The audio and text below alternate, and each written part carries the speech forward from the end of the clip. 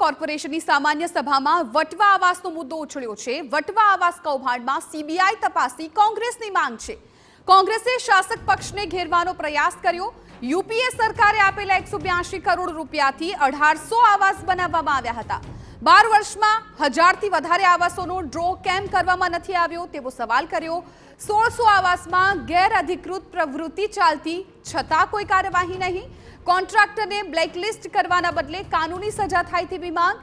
જે તે સમયના મનપા અધિકારીઓ સામે પણ કાર્યવાહીની કોંગ્રેસની માંગ છે। તો અમદાવાદની કોર્પોરેશનની સામાન્ય સભામાં વટવા આવાસનો જે મુદ્દો છે એ ખાસ ચર્ચામાં રહ્યો છે। વટવા આવાસ કૌભાંડમાં સીબીઆઈ તપાસની કોંગ્રેસ અત્યારે હવે માંગ કરી રહ્યું છે। કોંગ્રેસે શાસક પક્ષને ઘેરવાનો પ્રયાસ કર્યો છે। યુપીએ સરકારે આપેલા 182 કરોડ રૂપિયાથી 1800 આવાસ બનાવવામાં આવ્યા હતા તેવું કોંગ્રેસે કહ્યું। 12 વર્ષમાં 1000થી વધુ આવાસોનો ડ્રો કેમ કરવામાં નથી આવ્યો તેવો પણ સવાલ કરવામાં આવ્યો। અમારા સંવાદદાતા નરેન્દ્ર રાઠોડ અમારી સાથે જોડાઈ ગયા છે ફોન લાઈન પર। નરેન્દ્ર, આજે કોર્પોરેશનની સામાન્ય સભામાં ખાસ તો વટવા આવાસનો મુદ્દો છે ઉછળ્યો છે અને કોંગ્રેસે અનેક માંગ પણ કરી છે।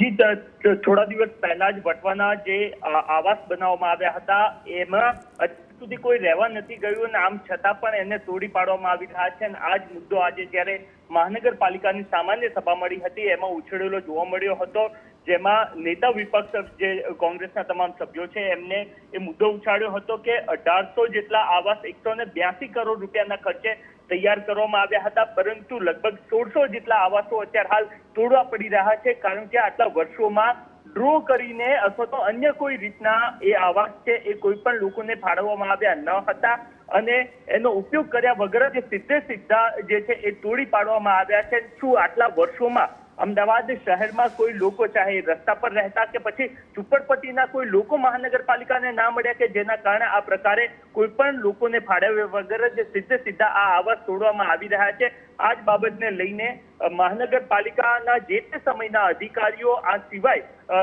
શા માટે આ સમગ્ર કેસની અંદર આ રીતના થયું હતું એ બાબતને લઈને કોંગ્રેસ દ્વારા સીબીઆઈ તપાસની માંગ કરવામાં આવી છે। સાથે જ જે તે સમયના અધિકારીઓ સામે કડક કાર્યવાહી અને મહાનગરપાલિકાના કોન્ટ્રાક્ટરો જે છે કે જેમના દ્વારા આ આવાસ તૈયાર કરવામાં આવ્યા હતા એ કોન્ટ્રાક્ટરને ના માત્ર બ્લેકલિસ્ટ કરવામાં આવે પરંતુ એની સામે કાનૂની કાર્યવાહી થાય એ પ્રકારની માંગ પણ કોંગ્રેસ દ્વારા કરવામાં આવી છે।